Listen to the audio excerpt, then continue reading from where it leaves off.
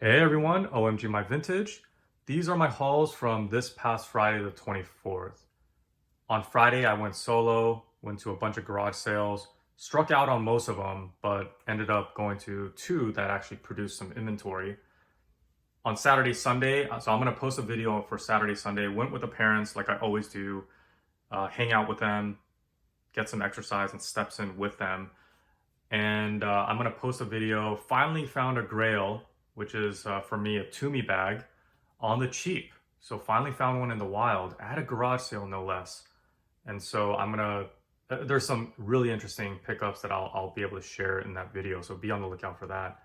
So for these pickups, I'm gonna go through like I always do, what I paid, what I expect to get out of them based on eBay completed sales. And then also at the end, I'll do a recap of total sales as well as expected net profit.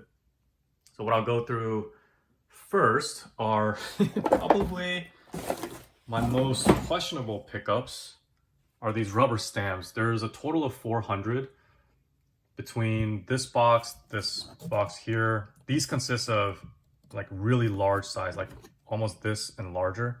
A bunch of those in here, and then this open box of randomness. I joined a couple Facebook groups to understand the niche a little bit better. So again, learning more about rubber stamps. And they all mentioned the way to sell rubber stamps is to lock them up based on themes. So it could be based on trees, like flowers. It could be based on, let's see here, words, holidays, people, or occasions. So there's, I guess, there's a method to the madness on how to group these and sell these. I don't really know what to expect because comps are all over the place. I bought these, again, for $25 for 400, so that equates to about 5 cents a piece. If I can get 25 cents each, I think it's insane price to pay. I definitely wouldn't have paid anything close to that. But if I can get that, I'd be happy.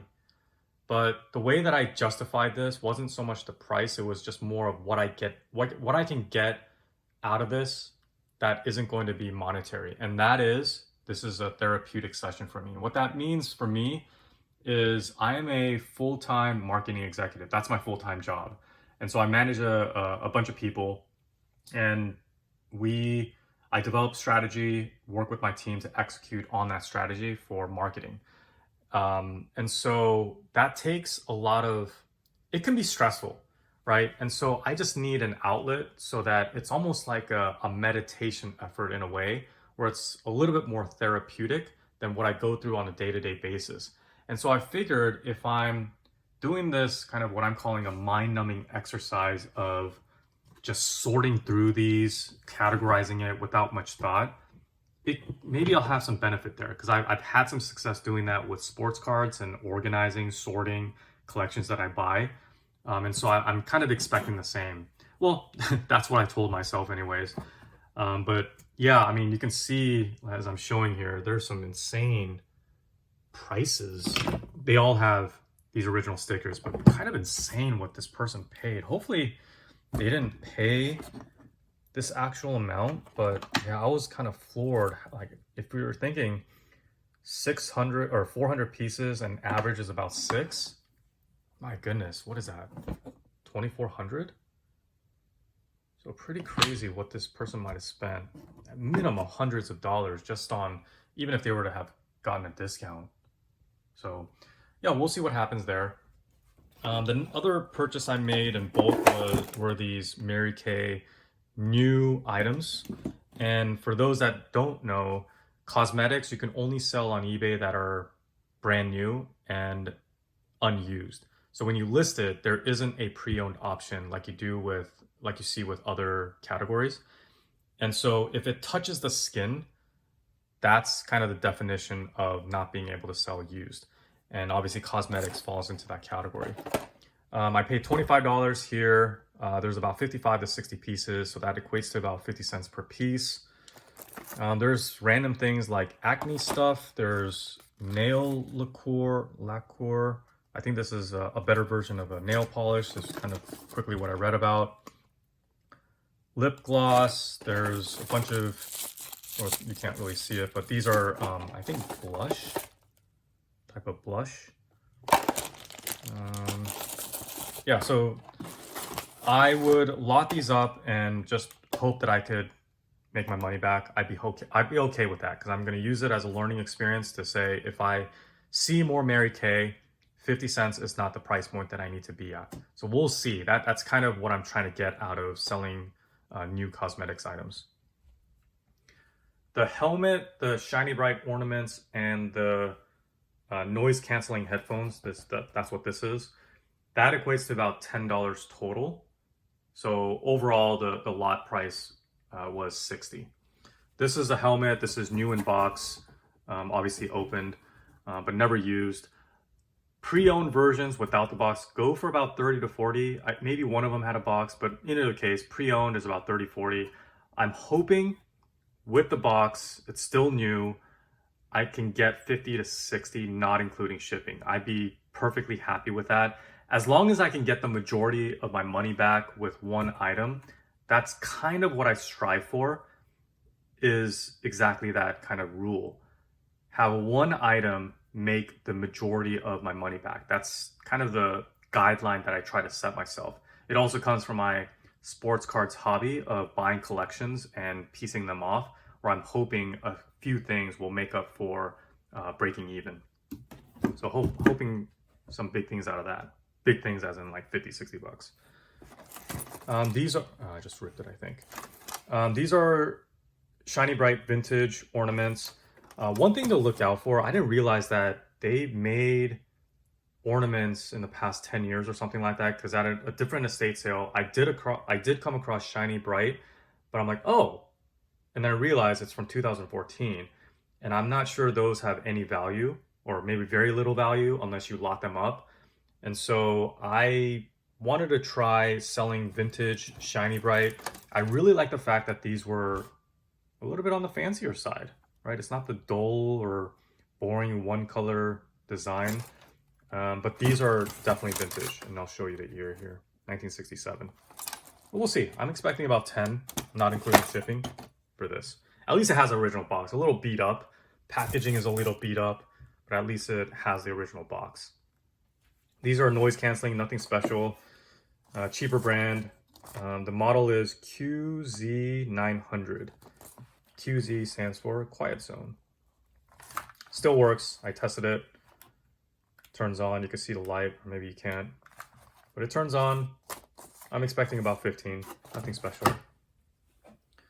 The last garage sale I went to, I picked up 8 pieces of clothing. Most are vintage, and this Coach purse. This is what got me excited. Like with these items, I had a little bit of a buyer's remorse going, because I'm like, oh geez, why did I buy hundreds of stamps that I don't know if it's even a thing nowadays. Oh, one thing I should mention about rubber stamps is I learned from the Facebook groups that the one company you should look out for is, I think, called PSX. So if you come across PSX rubber stamps, those seem to have a value of 5 to 10, and no one cares about rubber stamps in terms of like estate or garage sales. So you can probably just make a bundle and get a bunch. So get a PSX if you find it, and just throw a bunch of other random things, and you could probably get it for really cheap. $1, probably less, for a handful, and you could probably make at least $5 or $10 out of that. So that's what I've been told. I don't think any of these have that PSX, but just a little bit of a tip there. But anyways, going back to this Coach purse, this garage sale, there were actually back to back. Like there were 2 houses doing garage sales. When I went to the first one before I went to this one, I kind of was looking over to see if there were people walking to it. And I noticed there was no one. Like they would go to this first garage sale that I was at, but they wouldn't walk out to just next door to check it out. And so I used that as an opportunity to just strike up a conversation. You know, no one's going there, seemed a little bit lonely. And so I just struck up a conversation mostly around, hey, what kind of sales have you done? What kind of things have you moved? How did you acquire this? And so just through that conversation, I learned that she was just wanting to get rid of stuff.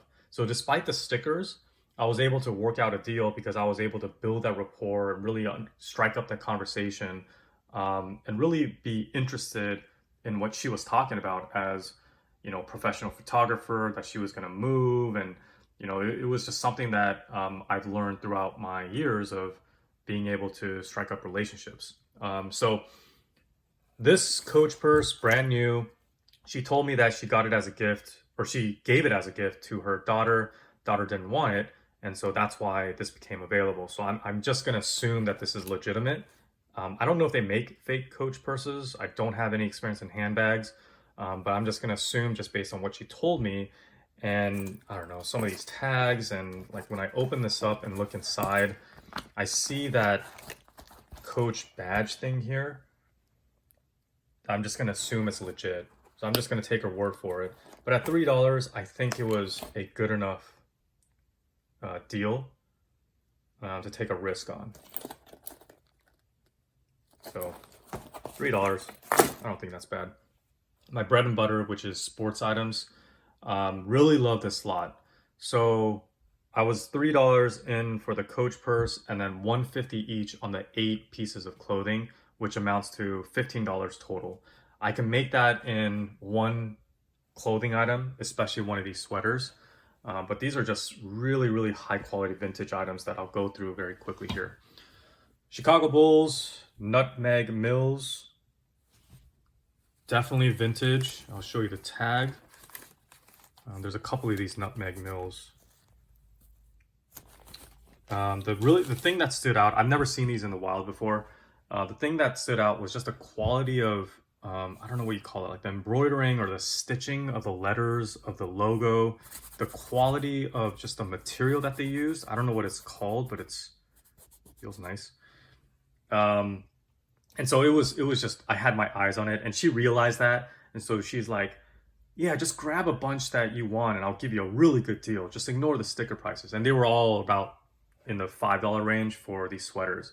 At $5, I think that's still a good flip, because these sweaters will go for a minimum $20 to $25. And for vintage sports sweaters, that's typically what I expect. Unless it has tags, original tags, I don't really expect more than 20, 25. Sometimes I'll get lucky about certain types of clothing that I get, but traditionally something like this, I'm expecting minimum 20 to 25. But we'll see, since this is of higher quality. So there's another one here, San Jose Sharks hockey, same thing, Nutmeg Mills. The tag is exactly the same or very similar, but again, very, very high quality there. This is Toltex, never heard of it, but what really stood out was, I mean, the printing here is just much, much higher quality. Condition, immaculate. I just have to, brush off some of the pet hair that's on it, but very, very high quality, immaculate condition. But the giveaway here for me was a Logo 7. And 1991 obviously means it's on the vintage side, but Logo 7 is a known vintage brand. I've sold a ton of the Logo 7 sports hats before in the 20 to 30 range on average. And I was a little confused by the tag. I was expecting Logo 7 to be here, but just based on this print, I'm going to assume this is vintage, original, and a solid pickup. This was for or purchased by her husband, who actually went to Harvard. And just based on when she told me he went to Harvard, this is vintage. So I just assumed this is purchased when he went there. I haven't heard of this brand before, but just based on the stitching of this label, front and back, like it's just really, really high quality. It's not flimsy at all. It's really sturdy and kind of thick too. And then the stitching of the letters as well, really high quality. And then the bonus here is the original tag. I just love seeing new vintage clothing with the original tags. I don't know what it is, but I love seeing the old sticker tags on things. I don't know, maybe a nostalgic thing for me, I don't know. But this was just a bonus to have the original tags on it. So obviously never worn, never used.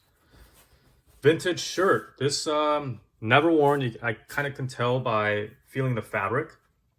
But I'll zoom in here. 1992, Big Ball Sports. I've seen other versions of You know, the sport is life, so it could be golf, baseball. I've seen some of those go for about 20, and that's kind of what I'm expecting. But with shirts, typically vintage shirts that are non-concert t-shirts, I do expect about minimum 10, as long as they're vintage, single stitch.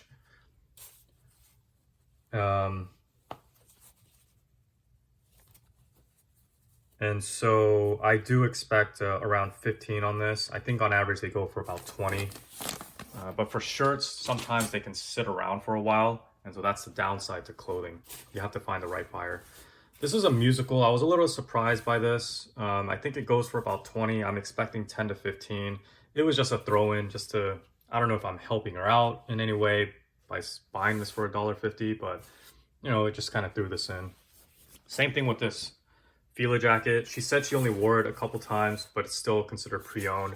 I don't think this is vintage because I thought it was when I looked at comps for something like this, in which it was going for about $20. I was a little bit surprised by that because I didn't realize used or pre-owned Fila clothing would sell for that much. I thought it'd be in the 5 to 10 range. So once I saw that, I'm like, okay, I'll just pick it up.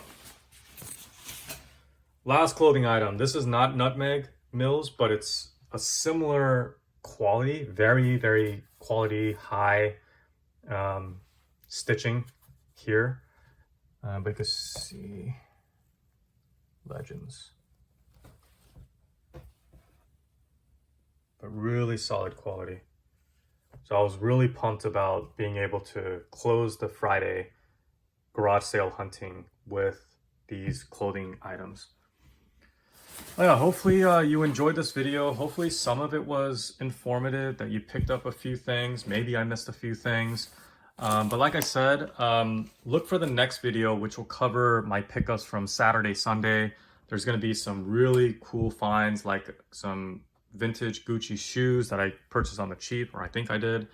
A legit Tumi bag that I finally found in the wild for cheap. So definitely don't want to miss that. Yeah, so that covers Friday. Appreciate you guys all watching, and I'll see you in the next video. Thanks all.